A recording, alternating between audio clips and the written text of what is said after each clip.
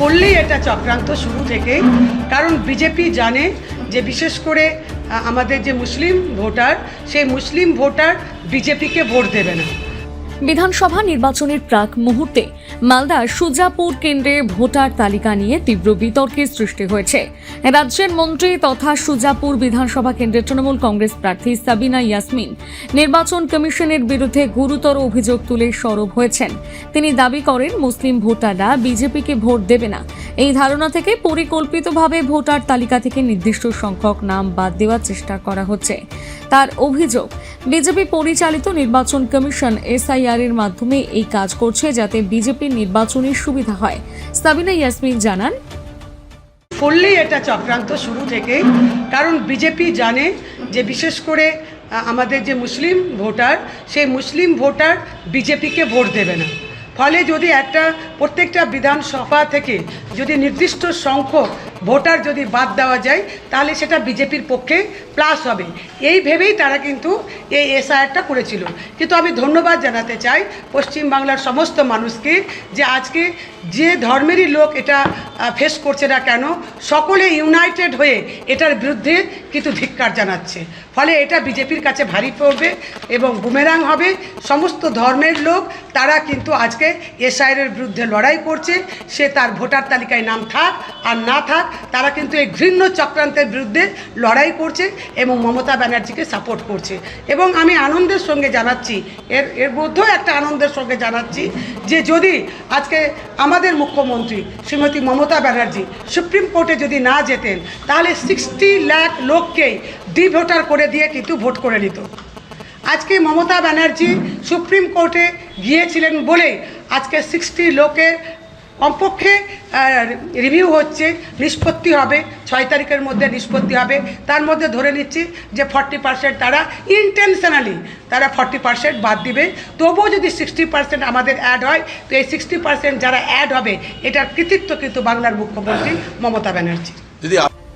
সূত্রের খবর, প্রথম ও দ্বিতীয় সাপ্লিমেন্টারি তালিকায় প্রায় 24,661 জনের নাম নিষ্পত্তি হয়েছে। এছাড়াও ডি ভোটারের সংখ্যা রয়েছে 12,858 জন। এদিকে ভোটার তালিকা থেকে নাম বাদ পড়ায় অভিযোগে আতঙ্কে ভুগছেন বহু সাধারণ মানুষ। এমনকি একাধিক জনপ্রতিনিধির নামও তালিকা থেকে বাদ পড়েছে বলে জানা গিয়েছে। এ বিষয়ে ডিলিটেড ভোটার এস মোহাম্মদ জানান, আমরা ভারতীয় নাগরিক এবং আমাদেরকে একটা শ্রেণীর বাদ দেওয়ার চক্রান্ত মুসলিম সম্প্রদায়ের, বিশেষ করে আমার মায়ের দিয়ে আমি লিঙ্ক করেছি। আমার মায়ের 2002-এর নাম ছিল, আমার মায়ের ফাইনাল তালিকায় নাম উঠে গেছে এবং আমার ভোটার তালিকা থেকে আবার ডিলিট করে দিয়েছে। বাদের তালিকায় আমরা 5 ভাইয়ের মধ্যে আমার দাদার নাম এবং মেজদার নাম ফাইনাল চূড়ান্ত তালিকায় উঠেছে। আমরা ছোট ভাই 3টা আছি, তাদের বাদ দেওয়া হয়েছে, মানে ডিলিট করে দিয়েছে।